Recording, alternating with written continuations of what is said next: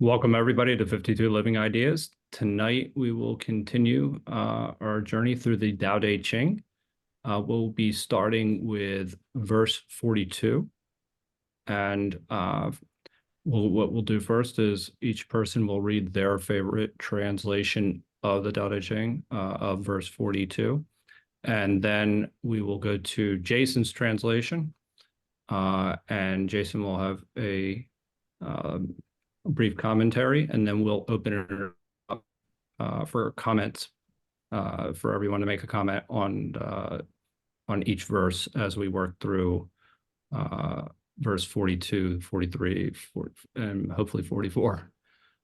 So with that, go ahead and type exclamation point or raise your hand in Zoom to read your favorite version. Peter. This is by Jia Fu Fang and Jane English.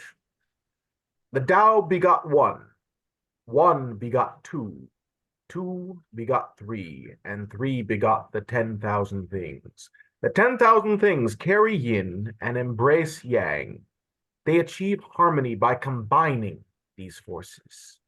Men hate to be orphaned, widowed, or worthless, but this is how kings and lords describe themselves.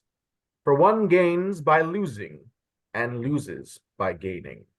What others teach, I also teach. That is, a violent man will die a violent death. This will be the essence of my teachings. Thank you, Peter. So next up, I have Juan.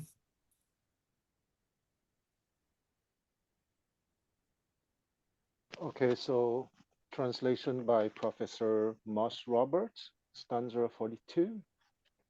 The number one of the way was born, a duad from this monad formed. The duad next a triad made. The triad bred the myriad, each holding yang and held by yin, whose powers balance interaction, bring all 10,000 to fruition. By the names man most of all abhor, orphaned, wanting, destitute. Kings and lords make themselves known, for in this world, those who take less shall have more. Those given more shall have less. These words men have taught, and so shall I teach. Who live by might never do thy right. These my authority, my guiding light. Thank you, Juan. Would anybody else like to read their favorite translation? If not, I'll actually go ahead and read the Stephen Mitchell, which seems to be a popular translation. The Tao gives birth to one, one gives birth to two, two gives birth to three, three gives birth to all things. All things have their backs to the female and stand facing the male. When male and female combine, all things achieve harmony. Ordinary men hate solitude, but the master makes use of it, embracing his aloneness, realizing he is one with the whole universe. So that is the Stephen Mitchell translation, and I don't see anybody else that would like to read their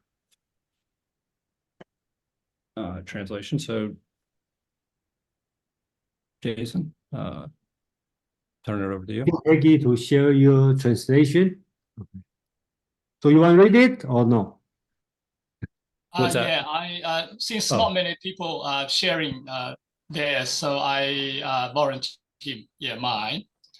Tao gives rise to the one. The one begets the second. The two brings forth the third. From the three, all beings emerge. All beings bear yin on their back and embrace yang in front, and are infused with qi in between to achieve harmony.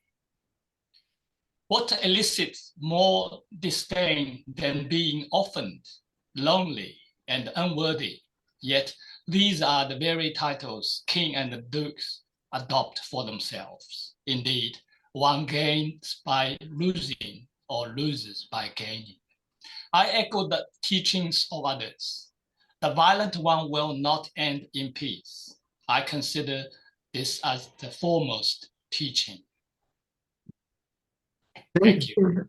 Thank you, Peggy. You know, right now we have Peggy went through almost the same experience as Amang and I went through. So we are here to compare notes. Okay, so I think that's my pleasure to have Peggy here, and eventually we find somebody with same interest, same mind, and put. I don't know. He probably put more effort. I don't know who put more, but we all put a lot of effort and to compare each other here. Okay, I will not use the word competition. That's definitely is not Taoism thinking, but we will compare, and then everybody will see a different kind of translation. And okay, so I'm going to share the Among and I's my translation here.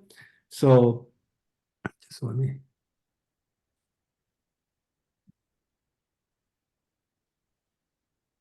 So you can see it, right? So, okay. So chapter 42. The Tao produces one. Okay, I put parentheses oneness, okay, because instead of number, or you want to call it monad, unity. Okay. One produces two. I put a parentheses, I assume it's yin and the yang. And the two produces three. And I put a parentheses, heaven, earth, and the people. This one is a little bit far-reaching, I think, because this concept doesn't come out. Well, I'm not sure it's come out during that time or not. But basics, heaven, earth, and the man, this concept is popular during the Han Dynasty, which is 300 years later. Okay, so three produces all things. The literal translation should be 10,000 things, 万物. Okay, and I try to make it consistent. I translate all 10,000 things as 万物, as all things.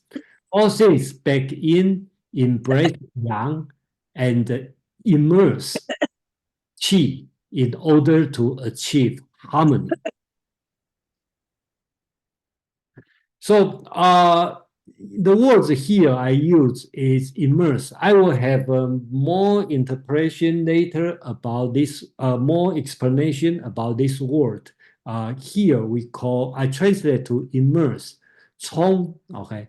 This word actually means a teacup, okay, or wine cup, okay, without handle, the small thing. So if you look at the cup, it's empty inside. So the same word, 冲, or I think in chapter 45 or 44, it's empty. So sometimes I will translate this word as empty. But here, this word is used as a verb. So I think, that's my opinion, I think that means if you think about a cup, it's empty. If you use as a noun or use as an adjective, it's empty. But if you use this word as a verb, that means it's not amplified in English. I think it means make it empty to receive something. So these words become 冲, you can call it a flush, immerse, that means you to receive water. So I think the idea is to think about like yin and the yang, and the kind of like qi, which is like a cup, or they have inside the cup, you can mix together or immerse together to reach harmony. I think that's the concept here. The last two parts, I put the part 2 and the part 3. A lot of scholars consider these two are redundant because the part 2 definitely you see it in chapter 39.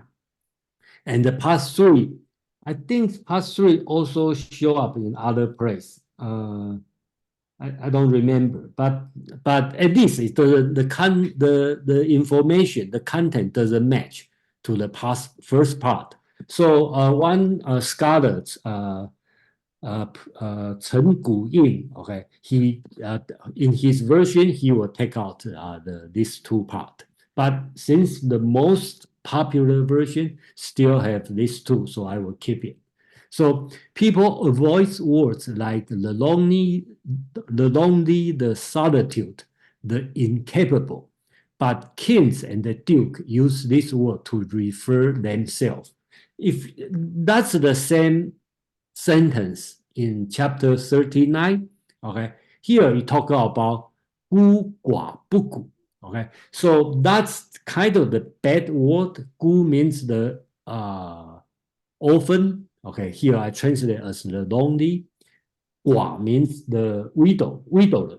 Okay, so I translate as the solitude.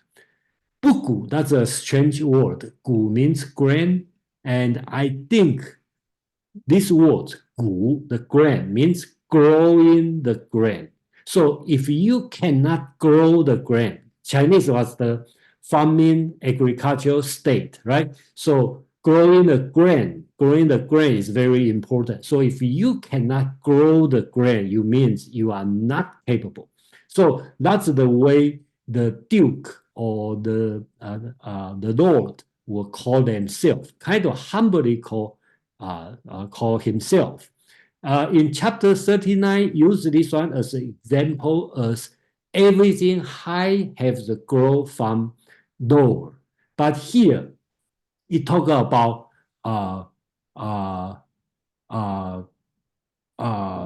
the relation. Therefore, things may appear damaging, but actually be beneficial.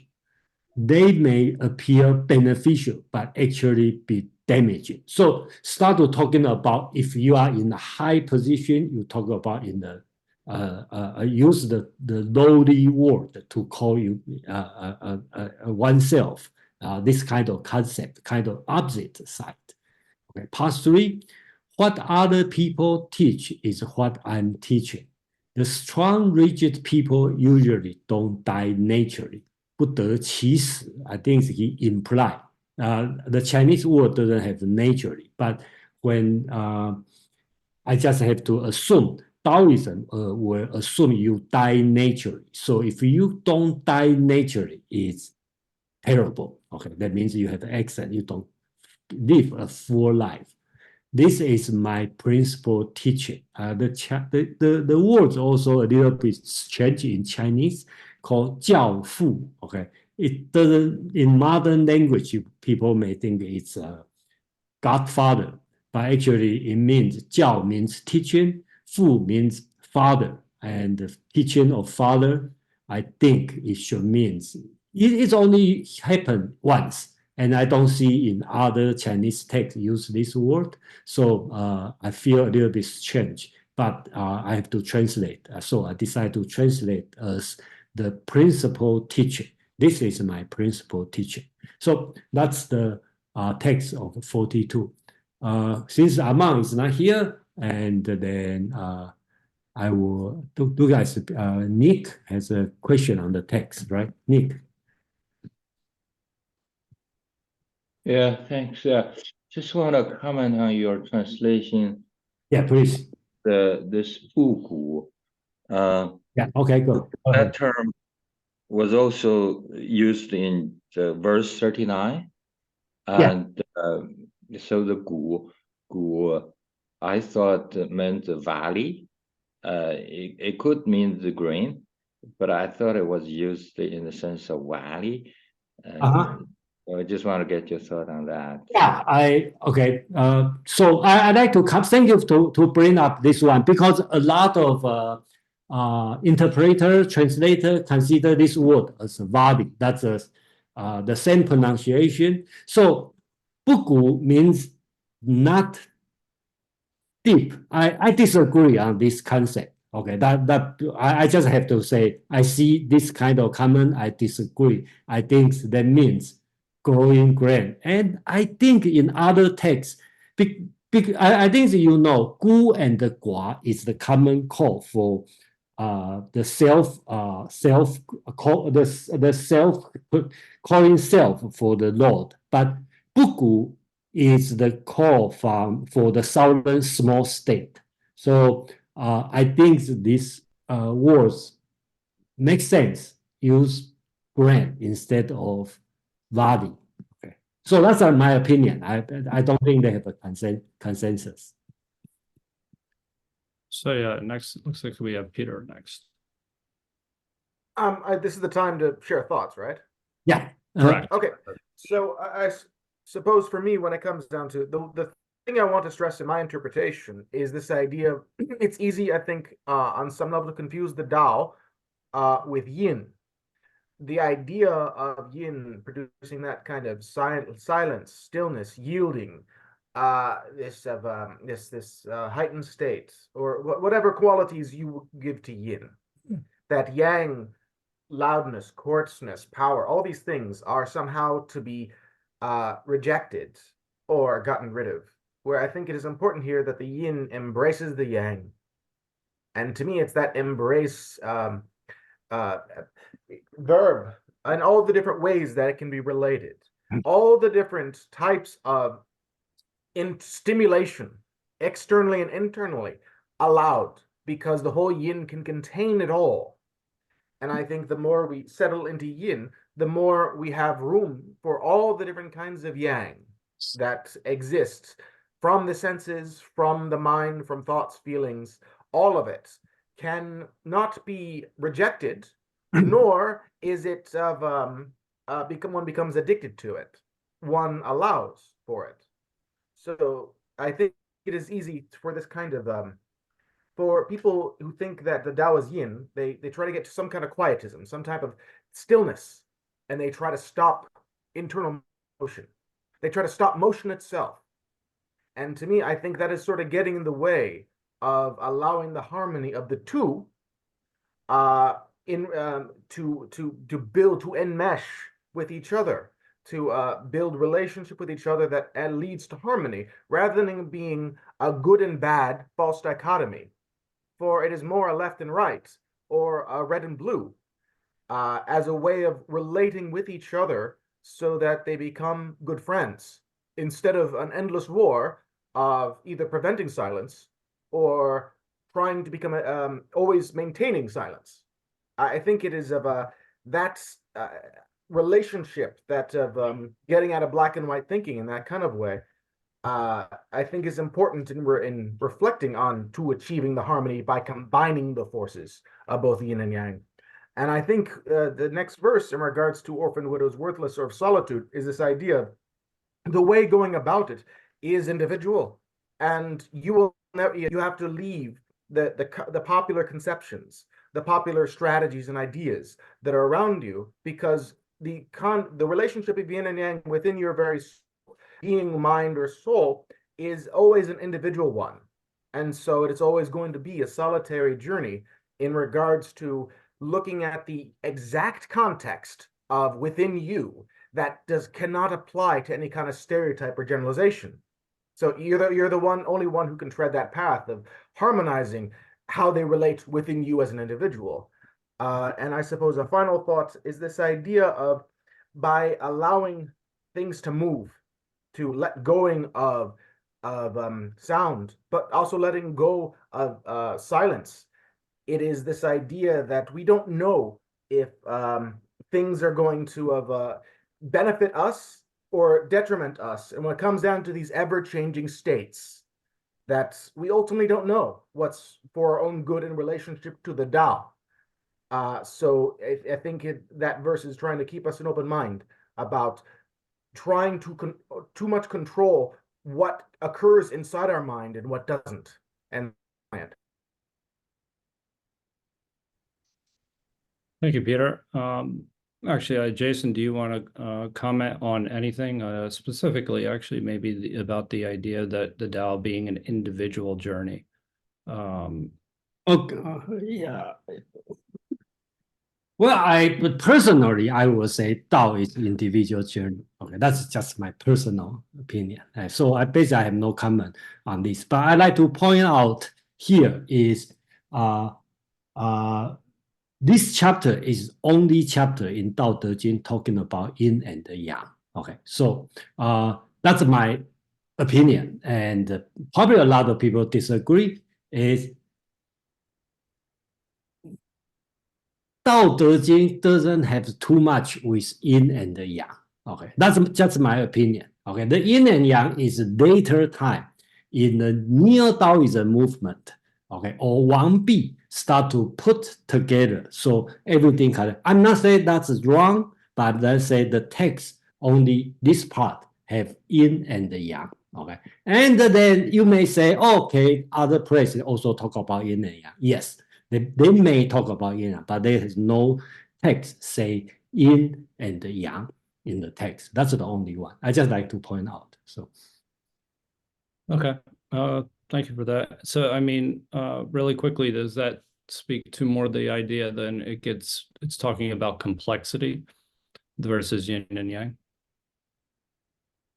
I think the yin and yang is that time the tradition, okay, and then yin and yang is that time during that time has the tradition, but I don't see Tao is talking. Tao is at least let's assume there's one author who wrote this text.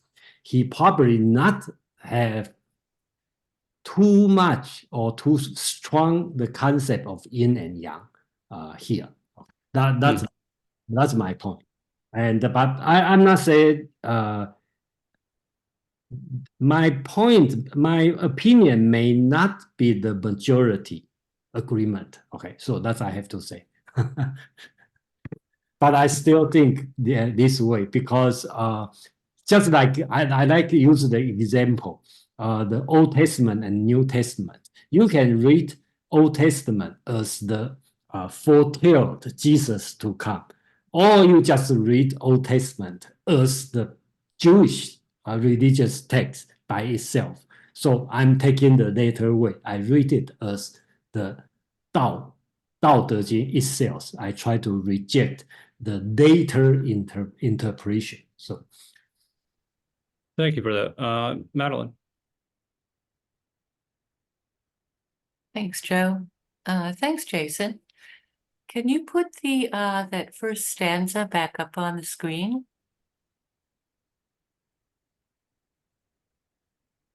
There we go. Yep, that's it. Yeah. So I liked that in the first line, Yeah. you made it so that it wasn't the numeral one, but the idea of oneness. And Yeah. that the Tao is, and I like this stanza in general because the Tao is the unknowable noumena behind the oneness. Okay, and then one produces two produces three. Did you put in the words yin and yang after the word two? The text talk about yin and yang, right? Yeah, I put a parenthesis yin and yang. It doesn't in the text, right? So I put a parenthesis. Okay. Yeah, see, I think if you took out that yin and yang and the heaven, earth, and people, the whole thing is obvious from the final line of the stanza. So in other words, two would be yin and yang. I agree, you know. And the three that are produced would be yin yang and the qi. I'm not going to do further interpretation. Thank you for the suggestion. You know, I probably will this one, you know. Yeah, I think it can be, I think it can be inferred from the final line, but maybe not. Yeah, I think that depends really. I think the more important, just like in last Saturday, we read Feng Youlan's talking about the spirit of Chinese philosophy. A lot of things is just the suggestiveness, right? Not articulate. So let's keep it this way, you know. And then so we open the room. Everyone can have their own can have his or her own interpretation. So I think I would do. Thank you for the suggestion. Yeah. David, you're next. Thank you, Madeline. Great, yeah, very interesting, and that brings up the question of how using sparseness in the text lets it speak in its sort of own voice, and filling it in, it may actually limit certain things the text is putting forward itself. So the translation I was reading, I really liked what it sort of did after the mounting complexity going from Tao to Yin Yang, heaven, earth, people, and all things, which is now referring back to the whole collection. But all things is the apparent first reference, which attain their harmony when mingled in a balanced way. Now that could be, there's always a tension, the way yin yang represents a dynamic of poles. But you're not rejecting, as was already pointed out, Peter mentioned, we're not rejecting poles. We're seeing that the harmony can only come from a dynamic, and it's the question of the balance. So that is sort of stepping you all the way back. And I see this, I'll say it a different way. In a sense, 1, 2, and 3 are all in opposition to all. These are all opposite concepts, but this is showing us a path that if you travel backwards from the complexity to the simplicity, from all to the basics, back to the pure dynamic of opposition, back to the unity of it all, that's the path that takes you towards the Tao. And if you don't see the dynamic happening, you're missing half that story, right? So this is sort of maybe giving us a direction for meditation in order to see more deeply towards the ultimate reality. And I think that the way the entire thing is laid out, there's sort of two basic lessons. The going from 1, 2, 3 and all things, which have to have their harmony by being balanced properly. And then boom, second lesson, really almost like a break entirely. Men don't like to be called virtuous, unworthy, solitary, but this is what the sovereign would will themselves to be called. What's going on here? Well, the explanation again follows. Appearing damaged actually is part of maybe that's only the appearance, because there's actually something more sturdy or augmented. And appearing augmented is actually a diminishment of what may be the realness of, if you're willing to appear humble, you're not overweening. So, you know, that's a sort of lesson about how obvious balance is. And it's about in life, men living in life. So that's a human lesson as opposed to a universal structural lesson. And the rest of this is, you know, other people teach, I teach. By the way, the violent will die an unnatural death. Last statement. That's my pretty much a form of all the teaching. What does this say? You can find your way back towards the truth, but don't forget this lesson about violence. You get to act, yin or yang. You get to choose in every case. You're going to go to the left or to the right. It's all out there as possible truth in your balance. But the one you choose, that's the world you make real. Your choices change the world. And if you make it violent, you know what you can expect? Plain as day. So I think it's sort of, that's a whole teaching. That's a whole way of teaching. That's a whole school of teaching. I love this one. Yeah, great points as always, David. I mean, I do think you point out something that's really important, the idea of the going from the simple to the complex, or from the complex back to the simple, and that relationship.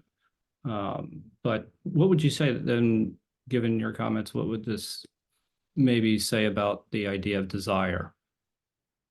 our own person, how to manage desire. We start with the complex as our common sense every day. That's what we have to get beyond.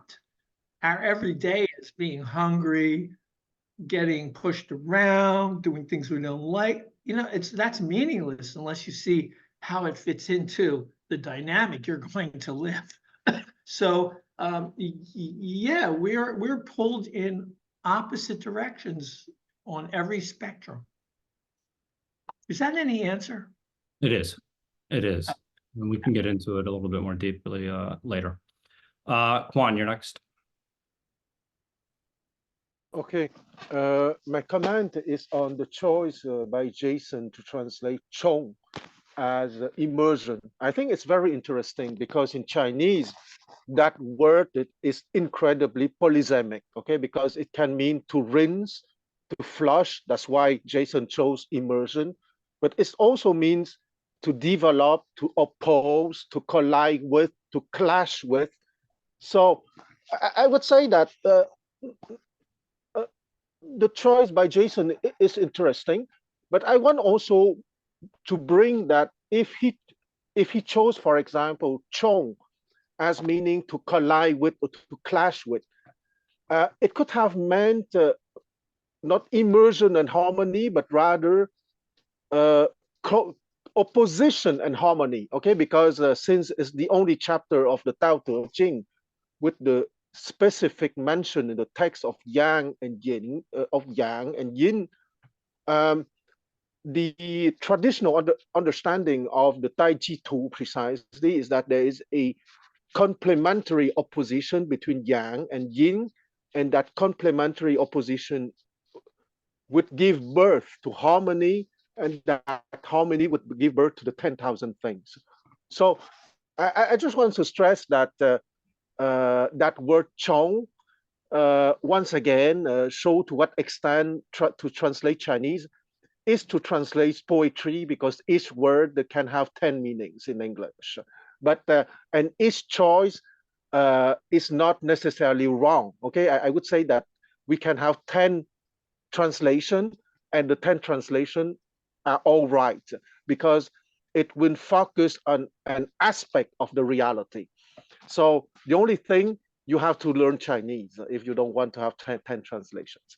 So, and the other thing is maybe a question for me, because by reading this chapter, it's obvious that it referred to, and Jason know that Tai Chi, Sheng Liang Yi, Liang Yi, Sheng Su Xiang, and so on. Here, 1, 2 is clear, but 3, what would be 3? 3, is it the trigram, or what would be your interpretation of 3? Is it the trigram, or is it something else? Let me okay. First, I don't know. You just say 3, right? But one thing we can think about is in most of the ancient culture, 3 sometimes means multitude, right? Means many, right? So it could be yin and the yin yang, this concept. Then you have yin and the yang, you have many, right? Just okay. That's one thing. And that's add no further. So definitely here has no 太极生两仪 two 两仪生四象 the four image, right? 四象 produce 8 trigram 八卦. Okay, so doesn't have this one, but you can connect together because like Neo-Confucianism, okay, 张载, okay, they can do it, but that's not the job I'm doing here. So that's my question to you, Kwang, about the translation about Chong. So how are you? I believe this Chong is the same use as in Chinese medicine, talking about 中气. Okay, so how are you going to translate 中气? This word 中, I believe they are the same meaning. Yes, yes. So what's your understanding of 中气? I would translate that either developing qi or opposing qi, depending of the circumstance, because the qi is the energy circulating in the channels. So developing. yes, Okay. Yes, and the energy can be in opposition or in development, meaning in the same sense. Because you know that I'm not a Chinese doctor, but in the sense of traditional medicine, but I have some basic theoretical knowledge, because either the qi is in opposition to each other and it would give rise to disease, or the qis are all in harmony. Okay, so one of the possible meaning of chong is developing, meaning developing in the sense in the same direction, or in opposing direction. So once again, the polysemy of Chinese language, you need to have the context to know if it's opposing qi or developing in the same direction qi. Okay, thank you. Okay. But I don't want to be a pain in the, I don't want to be a pain in the neck, Jason. But when you say that, when you say that, you can say that three is the multitude. I agree with you. It's true that in Chinese, three can mean the multitude, but it would be in contradiction with that text, because after three, you have the triad, bread, the myriad, meaning the three will bring on the multitude. So it must mean something else, three here. No, okay. Three means many, okay, multitude. Then all thing, that means everything you see in company. Okay. Congratulations to you, Jason. You managed to get out of this problem easily with the multitude. Congratulations. So next up we have PG. Did I say your name properly? Yeah, that's right. A few comments. First, the original text 1, 2, 3 in Chinese, it can be quantity. It can also be the sequence. Now, if you treat that as a quantity, then one produce, the Tao produce one, one produce two, two produce three. The last three produce everything. The number wouldn't add up, right? So we will end up to have 6 rather than 3. So I think the using the sequence is more accurate. Well, it depends on the line. Second comment is what are the 3? What is the 1 and the 2 and 3? Indeed, this is very hard. Based on the original text itself, there is no enough information to make anyone to be certain. But to think that the 3 are the heaven, earth, and the people, obviously doesn't make sense when it's been used as creates all beings, everything, because it's not based on, all the beings are not based on people. Heaven and earth maybe, but not necessarily people to create everything else. So what are the 3? So there can be speculated. There are various thoughts about this. It could be the 1 is Taiji. 1 is actually the Tao itself. It's a manifesting Tao. It's the Tao in the state of being a mother to produce everything. Now, the 2nd and 3rd, it can be either yin and yang, or heaven and earth. Now, with that in mind, 3 produces all beings. These 3 can be Tao, heaven, and earth. It can also be Tao, yin, and yang. My preference goes to Tao and yin and yang, because these 3, Tao, yin, and yang, they are not actually individual beings, and yet they existed. All 3 of them existed in every being they created. So we understand now. In this book, indeed, only yin yang has been mentioned only once, and yet, to the same effect, the book mentioned many times, effectively, but not using the same word. For example, talking about a sage, or talking about anyone trying to be, enlightened, knowing talking about sage, the sage knows their masculine quality, but hold on to their feminine quality, or knowing their masculine, the side, but also stay on to the feminine, the quality. So it acknowledge this male, the masculine and the feminine, or yin and the yang, existed in everyone, in male and in female. So yin yang is existing in everything. It's not actually being, it's kind of the quality. Now, Madeline mentioned about 3 could be yin yang and the qi based on the following line. I thought about that too. But the problem is, obviously, it doesn't make sense, particularly to the scientist. Qi here is the air or breathing, or breathe. And so it is not something that will create as the element to create the rest of the beings. So qi here is really is to emphasize the way to maintain the balance between yin and the yang dynamically. When there is too much yin, then through this breathing, through this the qi is really like a medium in between. Very important to keep yin yang apart. You don't want them together, clapping together like a magnetic, in the positive and the negative together. It no longer maintain the yin and the yang. It become one, a fusion. So that's not how all the being can keep transforming and being alive. It has to maintain this yin yang. And so the qi here is really to be filled in between. They emphasize the in between. So the yin in the back and the yang in the front, it is about that. It is about to have something in between to maintain this dynamic balance. Now when it comes down to all beings, I think that's the most accurate way to translate. 10,000 thing, or 10,000 is not a correct translation.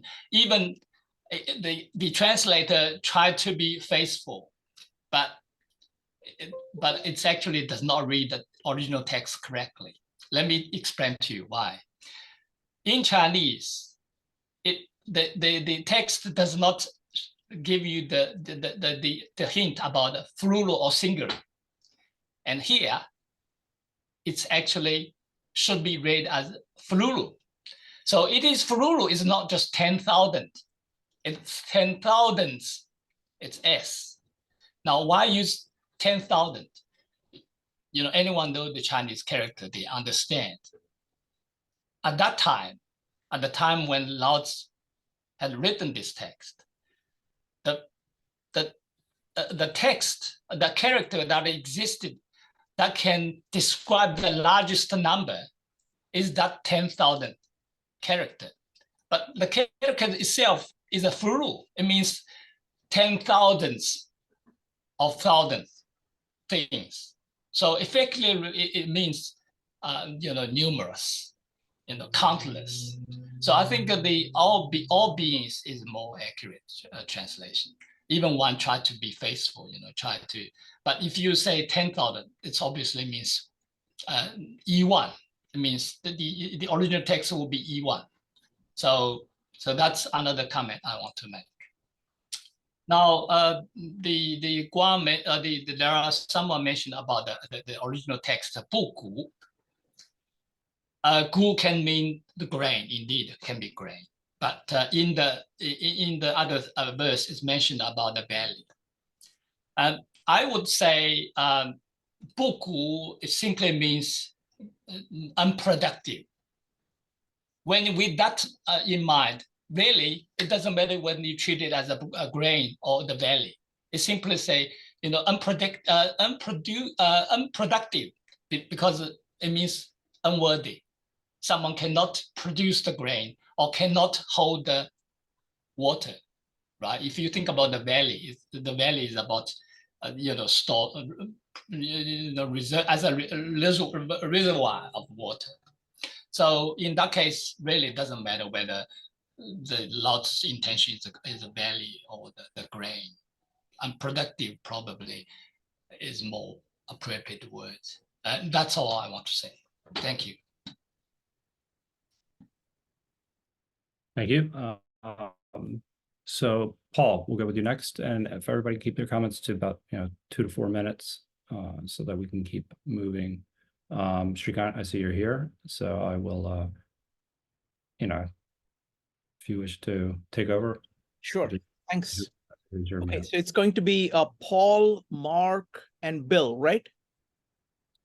that is correct. Very good. Okay, Paul, go ahead. Yeah, hi. That mathematical discussion that PG started reminded me of something that wasn't my comment, but I'll briefly state it's kind of intriguing to explore for the mathematically inclined the Fibonacci sequence and that way it begins and how it explodes at 3, to the myriad, because you then get the bigger increases and it's just 0, 1, 1, 2, 3. So I just think that's kind of intriguing. But secondly, I am really struck by the importance of translation here related to that one line that says, this is the principal teaching. And then the line before, we have pretty vast disagreement about what the line before is. So I'd kind of like more insight into that. Like Jason put it as strong and rigid, for instance, but with no mention of violence. And someone else, David, I think, commented on how it is so important because it's referring to the downward path of violence. And there was another translation that looked completely differently at it. So can we make more sense of the line that this guy is claiming is the principal teaching of the Tao? Thanks. Okay. Okay. I thank you for asking this one because there's so many detail. Unless you ask, okay, I'm not going to explain because I will assume not everybody interested. Okay, so the words used, okay, 强梁. Okay, so in today's meaning, 强梁 could be mean the robber, okay, violent people. Okay, that's why some translation will put the violent on that. But if you dissect the word, okay, I will say 强 means strong, 梁 is a being, okay, hard. Okay, so I think here is not telling people don't be violent. I think it's telling people don't be strong and rigid. You should be tender, flexible. That's my opinion. So it depends on how you read, right? If you read these two words, 强梁 together, you mean the violent people, okay? But you read separate, 强 and 梁, okay? That means strong and rigid. Okay, so. Thank you. Next up is going to be Mark, followed by Bill. Mark. Thanks, Shrikant, Joseph. I was going to mention what PG had said, that the Tao is, in a sense, prior to being. I'm not sure that we had emphasized that enough, but I'm glad that he did. My question is about the relationship between yin and yang, because I heard David mentioned this is an opposition. Quan mentioned complementary opposition of some sort. And PG mentioned that we have to keep them separate. But if they all come from the Tao, and if everything does in the sense of a mother or whatever metaphor we want to use, they're not entirely separate. Isn't that the yin contains some yang, and the yang in yin also is part of what we have to deal with? So that was what I was hoping to get clarification on. And I would just also mention one other thing. Since Joseph, you asked about desire. Yes. Isn't there a line somewhere in the Tao Te Ching that caught in desire, you see only the manifestations? So that's going to be something that you don't want to be caught in, I believe. Thank you, Mark. Your question was amazing. So let's go with Jason. Go ahead. No, I don't. You Well, don't comment on. Okay. I don't want to, because that desire is a big, big, big issue. So let's hold this one. You know, at least for me, I would like, when we see the text, let's pay attention on that. Okay. Okay. We'll come back. Yes, Mark, don't forget that question. Okay. Please keep bringing that up whenever it is appropriate. It's a great, great question. Thank you. Next up is going to be Bill, followed by Madeline, followed by PG. Bill. Thanks. First, I simply must say that I am humbled to be in the same meeting with people who know so much about this text. And I've read it, but I don't know nearly as much as you experts here. I simply wanted to comment on what Pei Ji said about the Tao balancing the yin and the yang. Those are my words. They might not characterize exactly what he said, but I heard something like that. And I simply wanted to add that in the Kabbalistic Jewish meditation tradition, based on the tree of life, which is kind of like the chakra system, the tree of life is 10 energy centers in the body from the head to the toe. There's a right column and a left column and a center column that balances the energies of the right and left column. The right column, which is the 3 energy centers in the head, the shoulder, and the hip, are compassion, kindness, you know, you might say feminineness, trust, benevolence, beneficence, etc. The left column, the left hemisphere of the mind, the left shoulder, the left hip is discipline, line drawing, strictness, judgment, and the center column is the balance of the two, and the balance of those two energies in the headwork of thoughts of either kind, benevolent or judgment, in the heartwork of emotions, the balance of comfortable, warm and fuzzy emotions and more strict emotions or guilt, shame, or whatever. And then in the legwork, down, you know, the balance of the two energies in the hips between kind of go mode and doing good things for oneself and others versus kind of restraint of like slowing down, taking the foot off the gas pedal and putting on the brakes. And so this idea that there is a balancing force is present in this system that I'm talking about, as well as the Tao Te Ching. And my point is simply to say, the more different traditions independently of each other settle on the same conclusion about how body energy works, the more likely it is that body energy actually works that way. And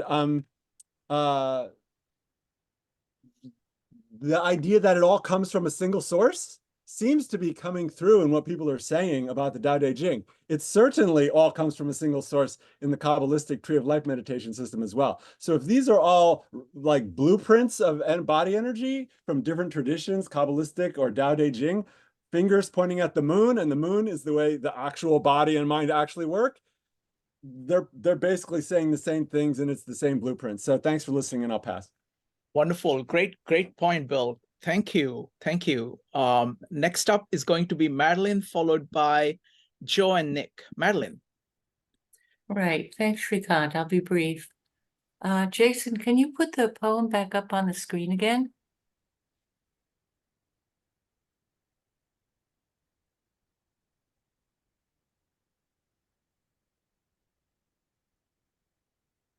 So while he's doing that, I was thinking about what Quan and Jason said about the word blending. If you can just go up a little bit, there we go. The word blending, it seems that it has the immerse or blend of chi. Another word might be the swirling chi, or the whirling chi, WHIRLING. or the swirl of qi, then I'm also thinking about the word eddies, EDDIES, the eddies of qi or the eddying qi, as opposed to the word whirlpool. There's some difference. People usually use them interchangeably. So I think any of those words might capture the sense of things coming together, but blended while in motion, sort of continual motion, as well as the possibility of conflict as when things come together in a river or a stream. Yeah. Then further down, the kings and dukes who say, oh, I'm lonely, solitary, incapable. It sounds a little bit like what we call a humble brag. In other words, I'm so far above everyone else that I am basically an orphan in the world. I have no peers. Yeah. Yeah, thank you. Actually, that's exactly what they mean, that because you are, first, if you become a lord, for sure you are orphan because your father died. So, and the widow, the second was widow, okay, widower, okay, but well, they have so many wives, so I don't know how, but basically, it's no pair, okay, you are right. But I'd like to back to your comment on Chong, this word. I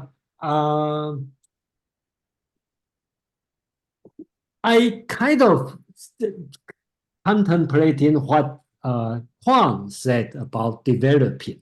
So, but how you translate these words is so important because how do you translate this word will influence how you understand the whole meaning of 1, 2, 3, all beings, yin, yang, and the qi. So that becomes very difficult. And then my way of the translation, instead of going further to explain a metaphysical system, I tend to go back to the ancient time, the originality of the world. So that's the way I'm trying to do. But thank you, everyone. I believe if we have a chance to do the third round of translation, we may see something different.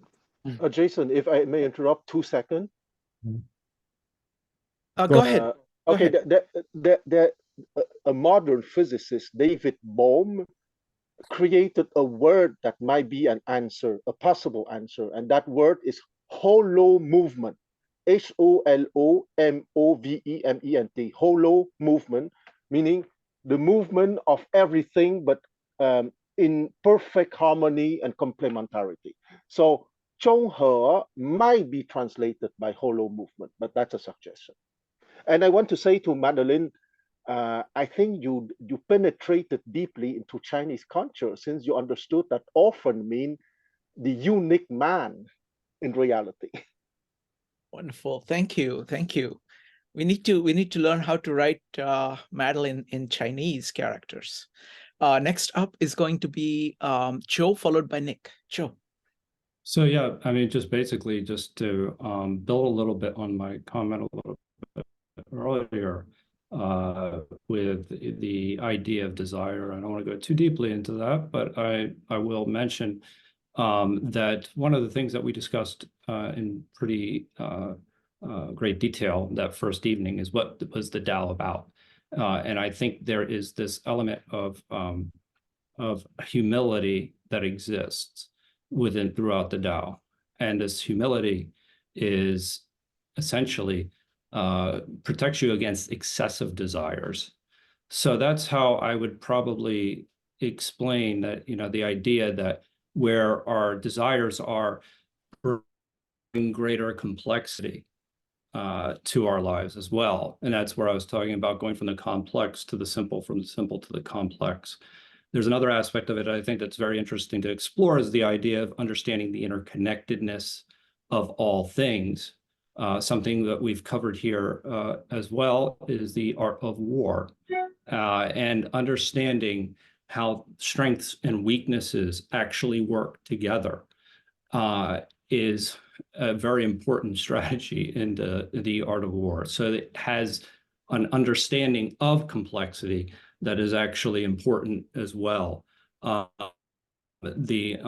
so the last thing I was going to maybe compliment or just comment on was basically, I really do think that actually Bill captured something very important. It was the idea of this idea of qi, where he's talking about maybe just how the energy flows throughout the body, how all those things that he noted so beautifully are actually, it's a life force that is kind of complementing each, it's kind of how the whole, our body, works together with its parts. So he talked about the different levels, the different parts of the body as well.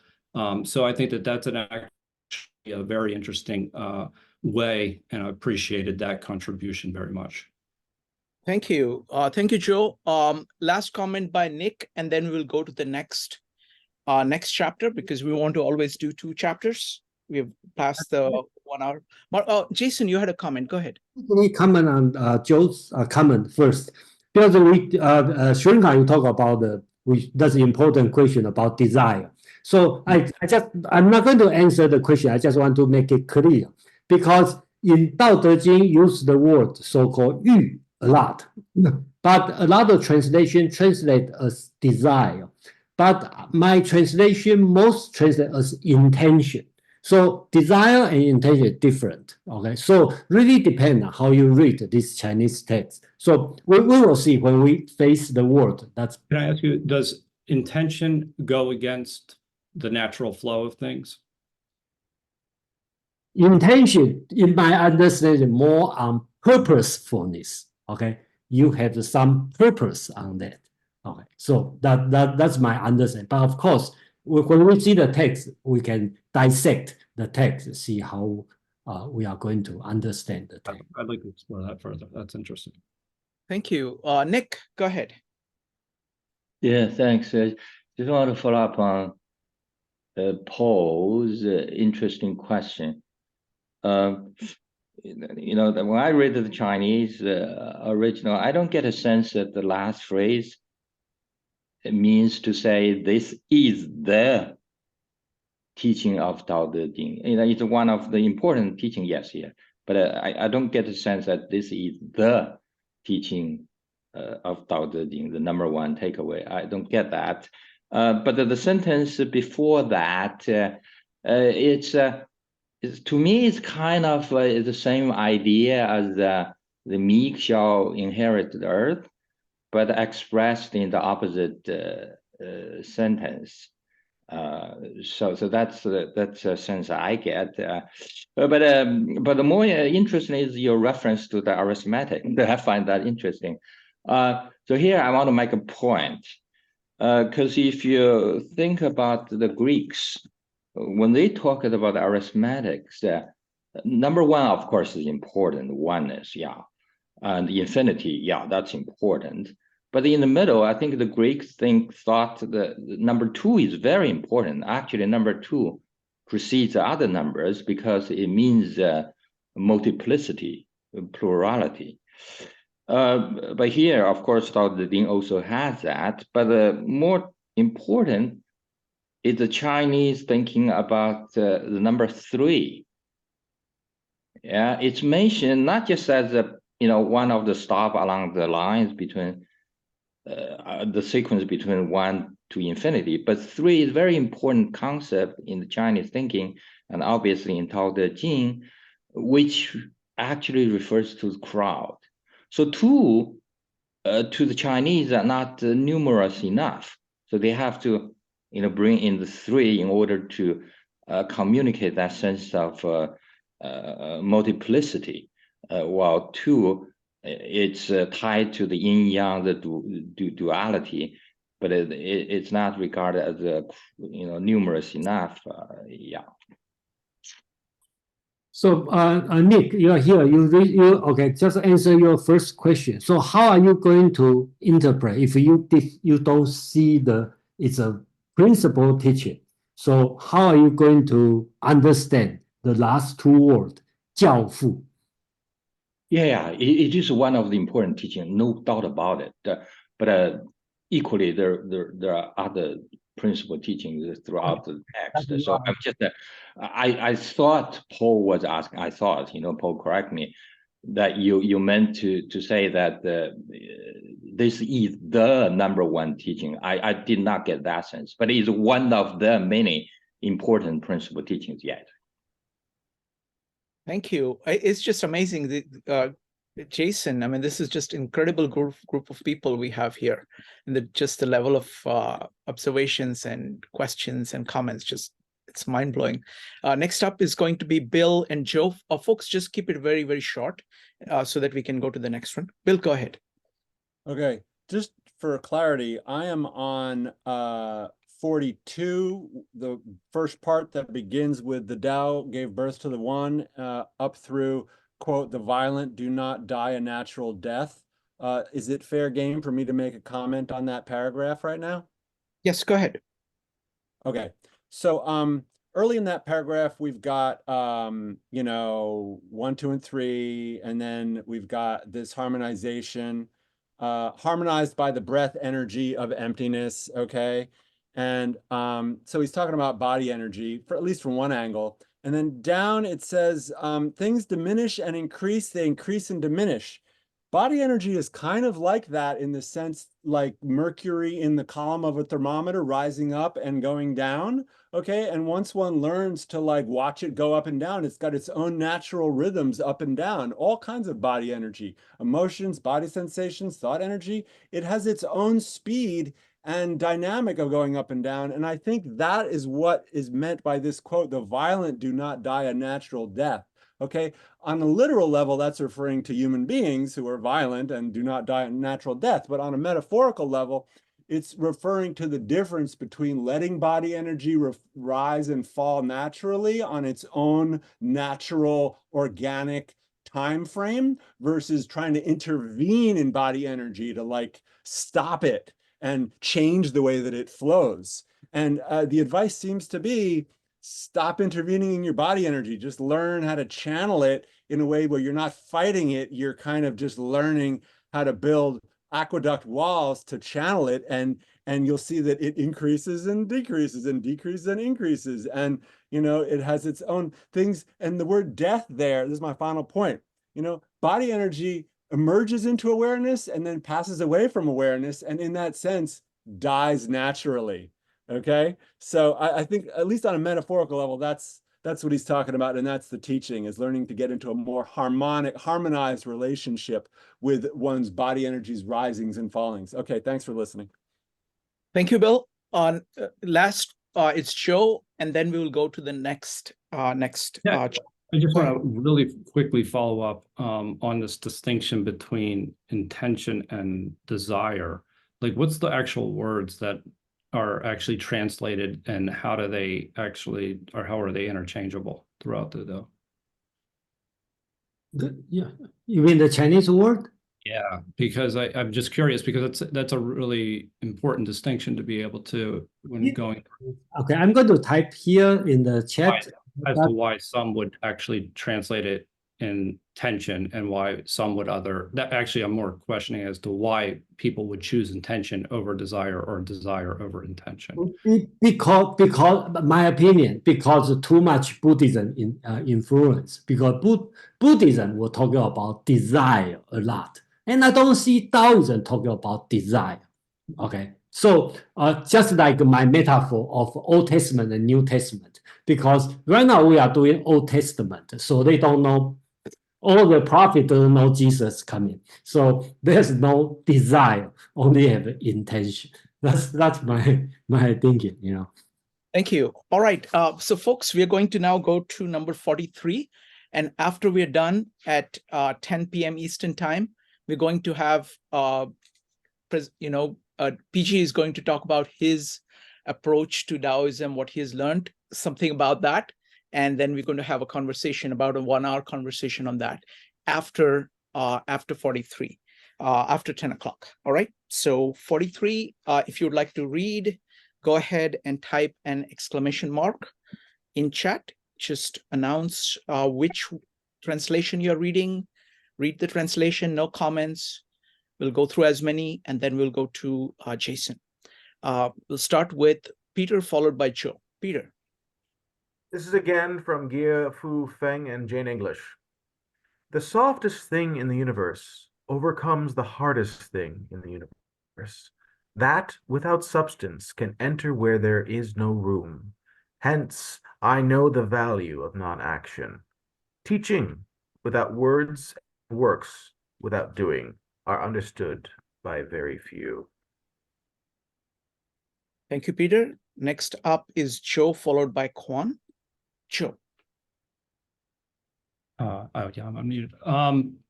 So I will read the Stephen Mitchell translation. The gentlest thing in the world overcomes the hardest thing in the world. That which has no substance enters where there is no space. This shows the value of non-action, teaching without words, performing without actions.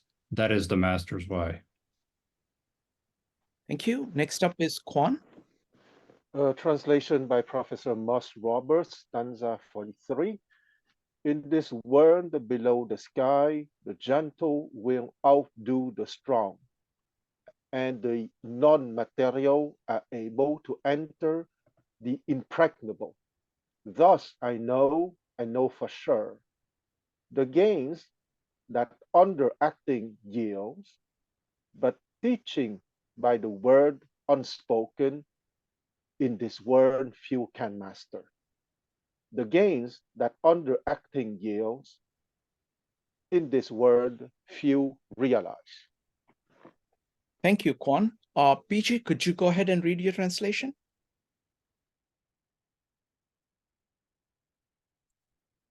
You're on mute.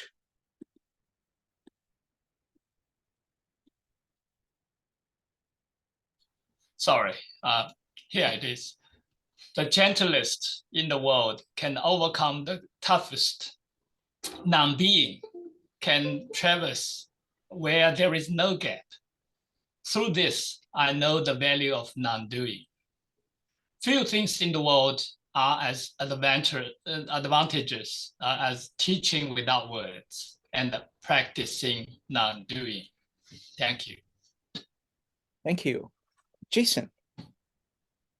Okay, another short paragraph. Okay, so according to the teaching, the shorter of the text, the longer we will spend time to understand. Okay, so I think the text is very simple. Okay, so the words softest can prevail over the words hardest. 天下, okay, under the heavens, I translate as the world. I think 天下, the word means different kind of word. I think it means 天下 under the heavens means the political world. And when Laozi talking about heaven and earth, 天地, I also translate as kind of word, but nature, which means the nature world. So we have the two words, right? One is political world, the civil world. Another word is nature world. So I think that I try to keep consistent. The words softest can prevail over the word hardest, 兼 hardest. Okay, so here the translation is a little bit, the way I do it, I just want to explain a little bit here. I translate it as soft, okay, and in 30, let me see, on 30, okay, chapter 40, okay, I translate it as tenderness. If you see the Chinese word 弱, chapter 40, we talk about 弱. I translate it as tenderness. The meaning, I imply tender as a young, youth, baby, this kind of tenderness, not really weak, because I will say weakness as a kind of sick, associated with sick, okay, sickness. That's my understanding, and that's why I choose this word. I don't expect everybody agree, but that's the way, the logic behind. So 柔 I translate as soft because versus opposite to hard, because soft also imply not the baby or the age, the young, the youth. I think the soft means flexible. Okay, so you are flexible instead of hard, which is rigid. So here it talk about the word soft can prevail over the word hardest. Most translation translate as overcome, which makes sense. But I try to stick with the word 持聘. Okay, if you know Chinese, you will see they all associates with horse. So that means if you put all these words together, that start to feel make sense, because this text is less metaphysical, more political. All right. So the words you talk about, the political word, the soft, the flexible, can prevail or be popular, okay, over the word hardest, richest, powerful, this kind of concept, okay? So really depend on how you choose the words, okay? If I choose this word, the whole scene will become more political than metaphysical. 无有入无间, non-being can penetrate, 入, okay, means enter. So the non-being can penetrate the seamless. Okay, so if you have no space, only non-being can enter. Doesn't matter how tight you are. Non-being, okay, what is non-being? That's your own interpretation. Can penetrate the seamless. Even you have the, if you want to think of military, okay, that's another way to think about it. By this I mean. By this, I know the benefit of 无为. Okay, I decide not to translate the 无为 as to any no action, non-action, whatever. I think this word is too high value, just like in Confucius' teaching of 仁, benevolence, or 孝, filial piety. I want to keep this word as the original sound. So you have its own noble state, okay, will not dilute by its facial meaning. Teaching of no word and the benefit of 无为 are rare in the world. So that's the very short paragraph here. So please comment. Thank you, Jason. All right, folks. So now comments. We'll start with Peter, followed by Joe. Peter. So to me, when it comes down to about as applicable, when it comes down to softness, a metaphor that I like is I spent many years of studying martial arts and starting off with hard arts and then moving to soft arts. And then I started learning how to play Wei Chi or Go.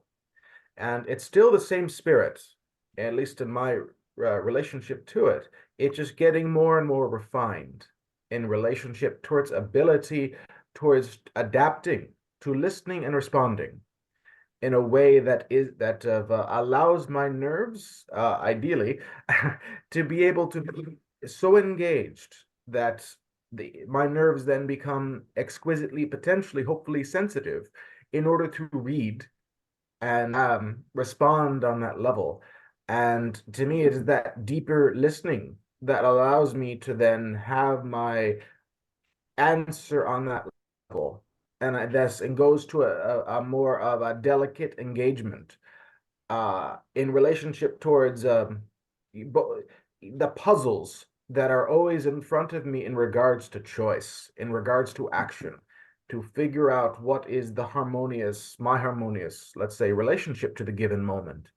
And it is from taking that engagement and making it not rigid, therein lies allows for the natural compulsion for movement to engage, to find a flow that allows the intrinsic power of engagement to find a way to find what is most pleasing, which I think leads to harmony.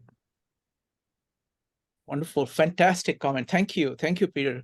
Next up is Joe, followed by PJ and Quan. Joe. Yeah, I mean, I think for me, this does get to the idea of gentleness and the idea of knowing when to say something and when not to. And this is kind of the concept of Wu Wei, to the idea is that, you know, when to act and when not to act, and that non-action is just as powerful as action. One of, you know, my favorite sayings is the idea is there's nothing more powerful than the unspoken word. And I find that to be very true. Sometimes we speak when we ought not. And I'm chief among the offenders in that sometimes. However, that being said, is that I think that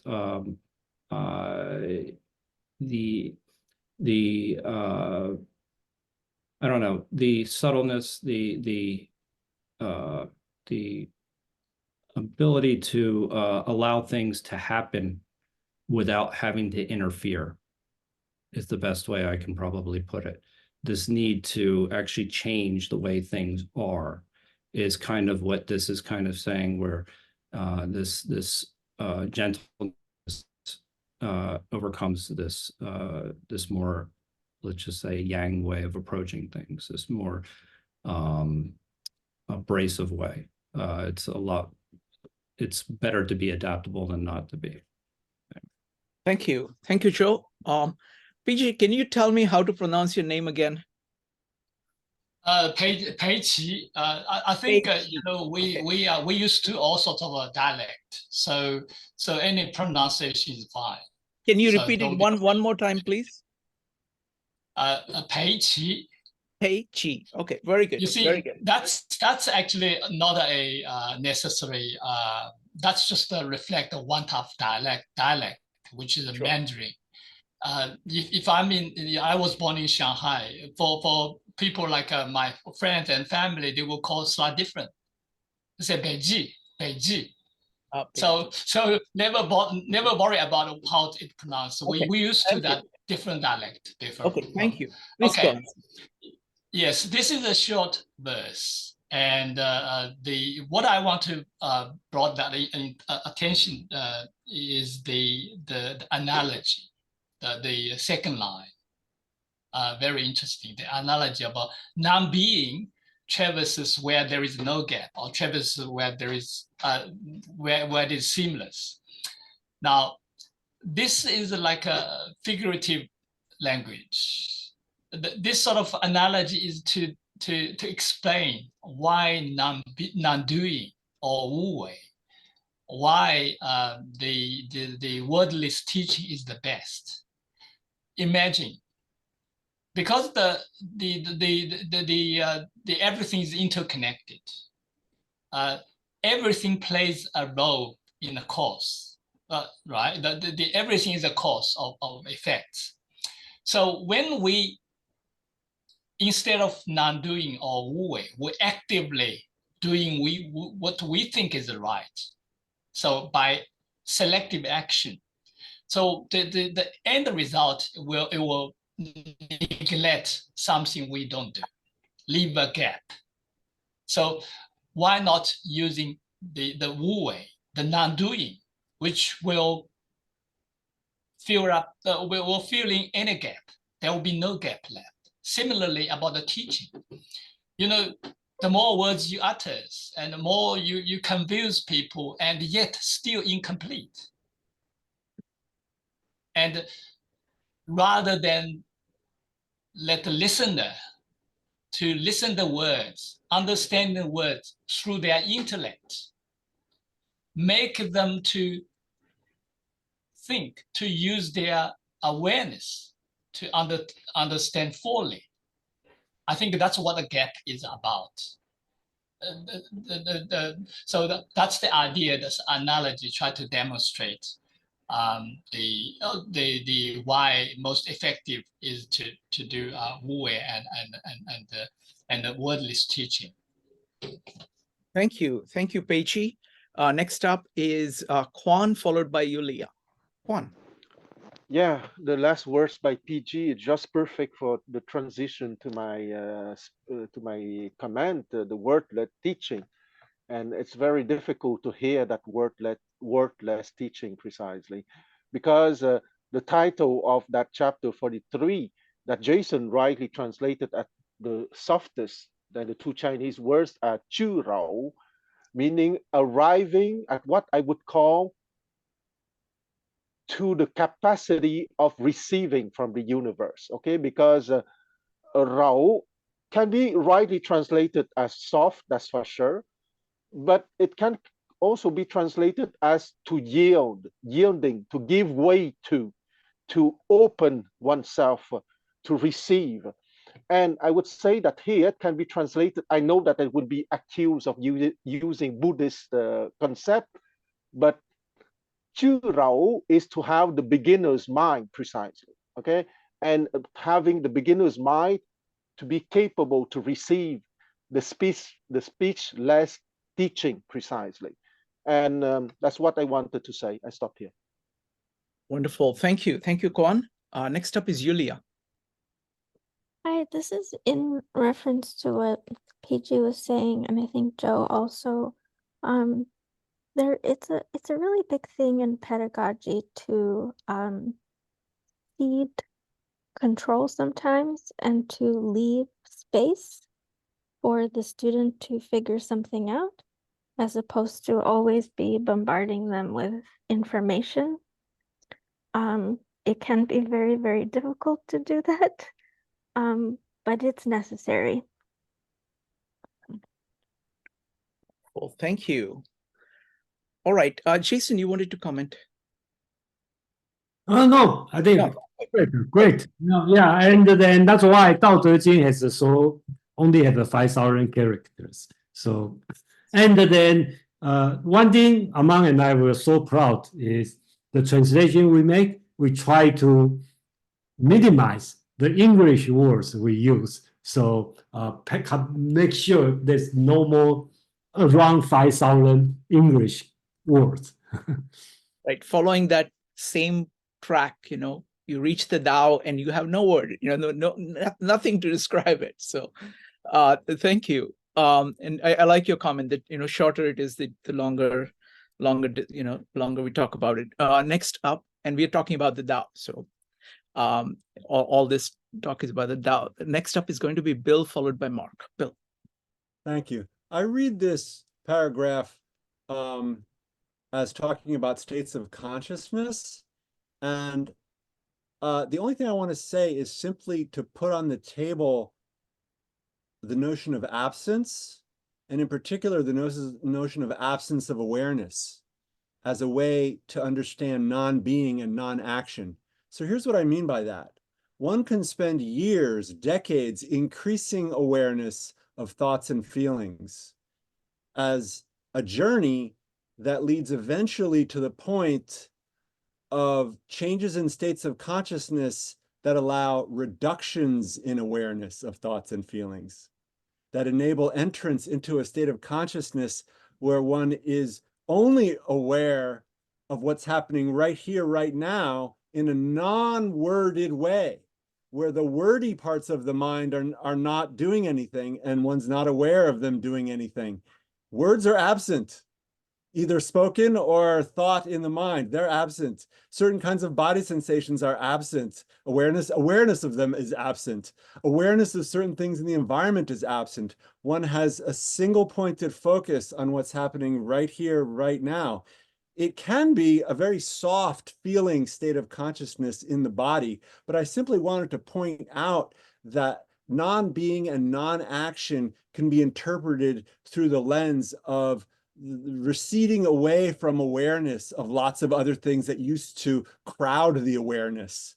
And I could see how someone would describe this state of consciousness where those things have receded away from awareness, the things that used to crowd awareness, where the state where the things have receded away from awareness. I could see how one would use the word non-being and non-action non-being to describe that state of consciousness. And then if one can bring that state of consciousness into activities like doing the dishes or taking out the trash or whatever, I could see how someone would use the word non-action, because it's really, yeah, I won't go on any further, but absence of awareness is the organizing principle behind what I'm describing here as a way of interpreting this text. So thanks for listening. Thank you, Bill. Next up is Mark, followed by David and Shrikant. Mark. Oh, thanks. I think that Bill anticipated very much part of what I wanted to mention. That was that I had a kind of epiphany, Jason, when you read out your translation, as well as Peiji's translation. I think they both agreed on making the connection between non-being and non-action explicit, because that's not something that I had really thought about before. And so, is there an analogy between the action of Wu Wei and the non-being of the Tao?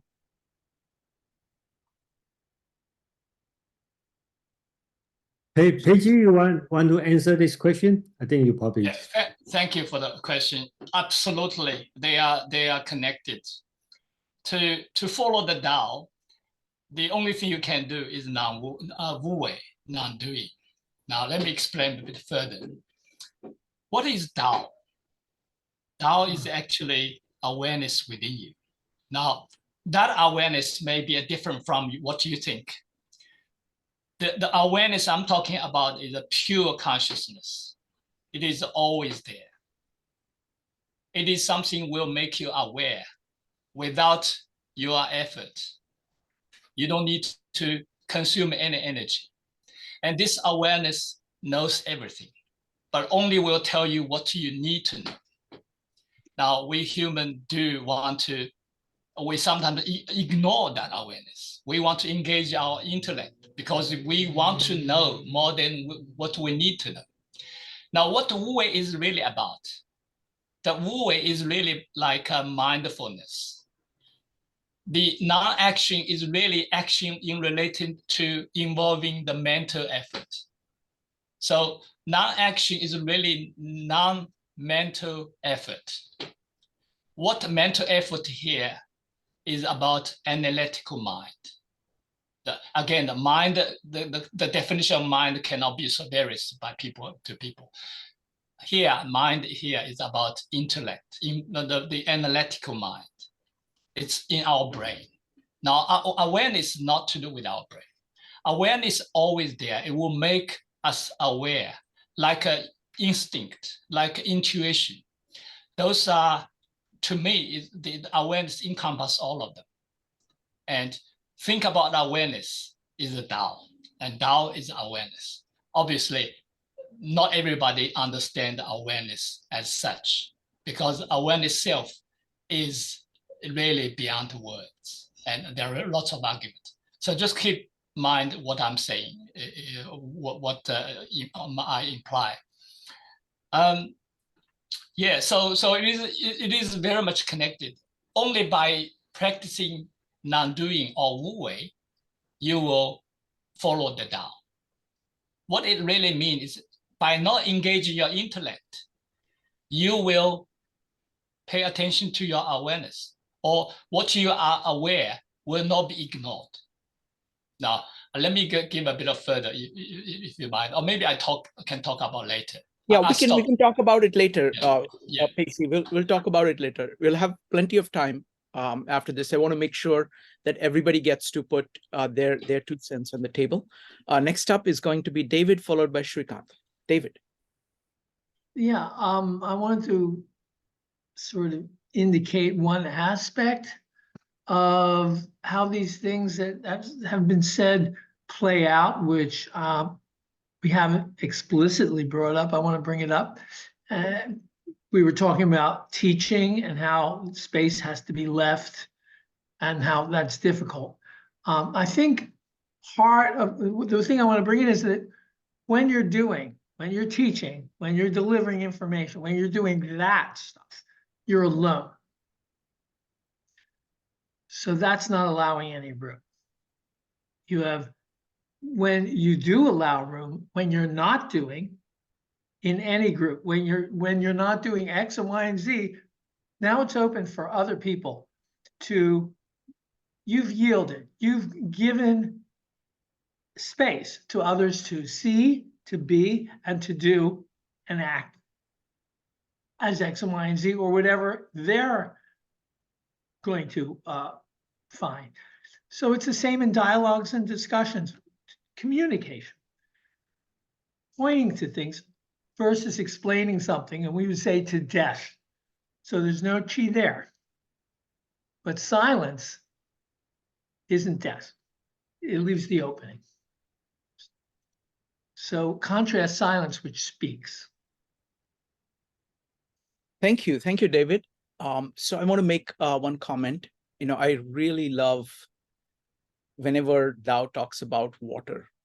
Oh, Jason, you had a comment. Go ahead. Yeah, let me talk this one. Look like we have no time to go to next chapter. Okay, but that's fine. We may finish earlier.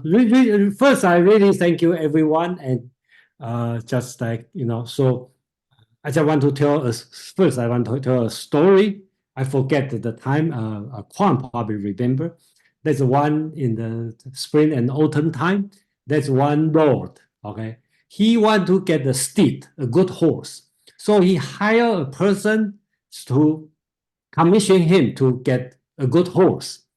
So he find out, and then he find out they have the good horse, but it's already dead. So he spent 500 gold to buy that dead horse. So the lord are very angry. Said, I'm asking to buy a good horse. You buy a dead horse. But he said, you see, when everybody make fun of me, okay, spend 500 to buy a dead horse. If you have the living good horse, they will bring it to me, right? So it easily attract a lot of good horse. So that's why back to Shrinkan's comment.